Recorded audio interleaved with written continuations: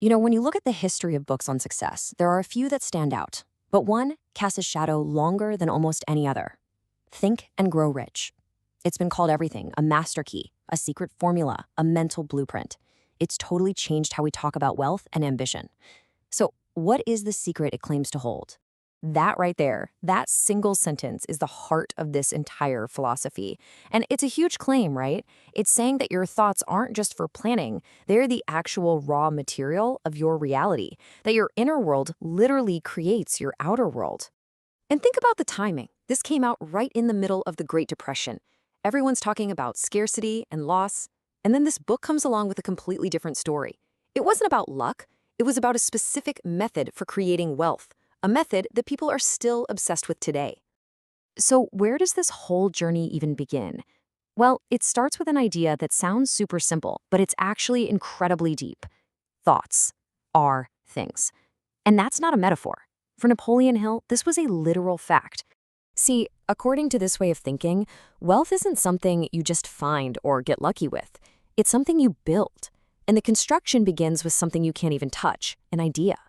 I mean, every skyscraper, every company, every big invention first existed only in someone's head. But here's the thing, not all thoughts have that kind of power. Hill was very, very specific about this. He believed you could literally transmute an idea, transform it into physical money, but only if you had these three key ingredients. It's not enough to just want something. You need a white, hot, burning desire for it. You need a crystal clear, definite purpose, and you need the guts to persist, no matter what gets thrown at you. Okay, so this is where the philosophy stops being abstract and becomes a real step-by-step plan. I'm telling you, this is the part of the book that people have memorized and taped to their mirrors for almost a century. So this is the million-dollar question, isn't it? How do you actually bridge that gap between an idea in your head and cold, hard cash in your bank account? Well, Hill laid out a very precise 6-step formula that he said was the secret. Do you see the word that just keeps popping up?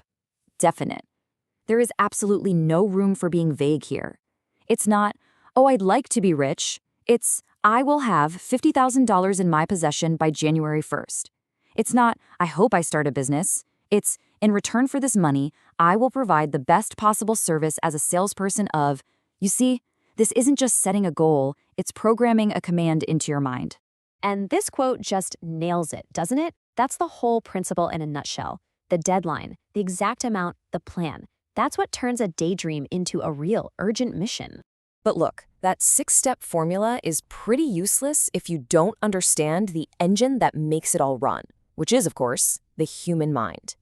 Hill had a very specific way of looking at consciousness, and it's key to what we'd now probably call cognitive reprogramming. I love this analogy. Think of it like this. Your conscious mind is the gatekeeper. You get to choose which thoughts you let in. But your subconscious mind, that's like fertile soil. It doesn't judge. It'll grow whatever seeds you plant, whether they're seeds of success and wealth or seeds of failure and poverty. It just gets to work making them a reality. So, how do you make sure you're planting the right seeds? This is the how-to. It's a principle called autosuggestion. It's basically the mechanism for that cognitive reprogramming.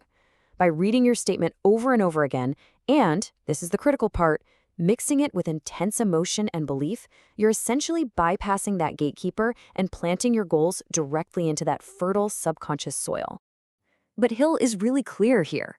This isn't some magic trick you do once and then you're done. It's a discipline. He said the price you have to pay is everlasting persistence. You have to keep at it, day in and day out, until that new way of thinking becomes your automatic default. Okay, so once you've got your internal engine firing on all cylinders, Hill says there are these external forces you can tap into to, well, amplify your efforts. It's not all just about what's happening inside your own head. And probably the most famous of these is the mastermind. This is a wild idea. He says that when 2 or more people work together towards the same goal in total harmony, they create this third, invisible mind, a kind of collective consciousness. And that, he claimed, was the real secret power behind guys like Andrew Carnegie and Henry Ford. And here's something that might surprise you. For a book that's all about getting rich, Hill's idea of wealth was so much bigger than just money. He laid out these 12 true riches, things like good health, being free from fear, doing work you love. It's a vision for a life that isn't just rich in the bank, but rich in every possible way. And this, right here, is one of the most telling details in the whole book. For a guy who wrote Think and Grow Rich, the fact that financial security comes dead last on his list of riches, well, that tells you a lot. It suggests that money isn't the goal. It's the byproduct of a life lived well. But to really get the full picture here, we have to look beyond the ideas and at the man himself. And this is where the story gets, well, it gets a lot more complicated. It's a real paradox. The legend we all know is incredible, right? A young guy chosen by Andrew Carnegie, the richest man in the world, to spend 20 years studying the secrets of success. But the reality, according to historians who've dug into it, is different. It's a story of failed businesses, lots of legal trouble, and a life that never quite seemed to produce the wealth he wrote about. And that contrast gets even sharper when you compare their actual philosophies. Hill's secret is this internal, almost mystical process of reprogramming your mind. Carnegie's secret? When people asked him, he said it was honest work, being good at what you do, and focusing intensely on one thing. I mean, they're worlds apart. And yet, despite all the controversy, you just can't argue with the book's impact. The ideas in Think and Grow Rich, no matter where they came from or what happened in Hill's own life, have sold over 100 million copies and have literally become a foundation of how we think about success today. So that leaves us with this huge final question.